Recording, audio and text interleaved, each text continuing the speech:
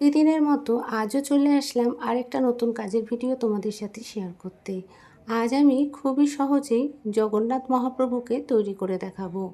সামনেই যেহেতু রথযাত্রা, তাই এই ছোট্ট প্রচেষ্টা তোমাদের সাথে শেয়ার করলাম।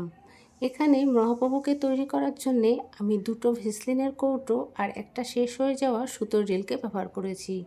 তবে আমি কোনো রকম এখানে পুরনো ভেসলিনের কৌটোকে কিন্তু ব্যবহার করিনি, একদমই নতুন ভেসলিনের কৌটো দিয়েই মহাপ্রভুকে তৈরি করে নিয়েছি। তারপরে তোমরা দেখতেই পেলে দুটো ভেসলিনের কৌটোকে গ্লু দিয়ে জুড়ে নিয়েছি। তারপরে এক এক করে আমি কালার করে জগন্নাথ মহাপ্রভুকে ফুটিয়ে তোলার চেষ্টা করেছি। তোমরা ভিডিওটা একটু ভালো করে লক্ষ্য করলেই বুঝতে পারবে কিভাবে কালারটা করে নিচ্ছি। তারপরে সুতোর রিলটা মাঝ বরাবর কেটে নিয়ে এই সুতোর রিলটাকেও আমি সুন্দর করে কালার করে নিয়েছি। আর জগন্নাথ দেবের হাত দুটোকেও তৈরি করে নিয়েছি। শেষে জগন্নাথ দেবকে সুন্দর করে সাজানোর জন্যে আমি এখানে কিছু কালারিং পুঁতিকে দিয়ে সুন্দর করে সাজিয়ে নিয়েছি।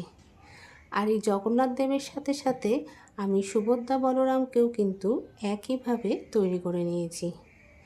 তোমরাও চাইলে কিন্তু এইভাবে সুন্দর করে জগন্নাথ মহাপ্রভুকে তৈরি করে নিতে পারো। তোমাদের কেমন লাগলো অবশ্যই কিন্তু কমেন্ট করে জানিও। আর অবশ্যই জয় জগন্নাথ লিখতে কিন্তু ভুলো না। জগন্নাথের কৃপায় সকলেই ভালো থেকো। জয় জগন্নাথ।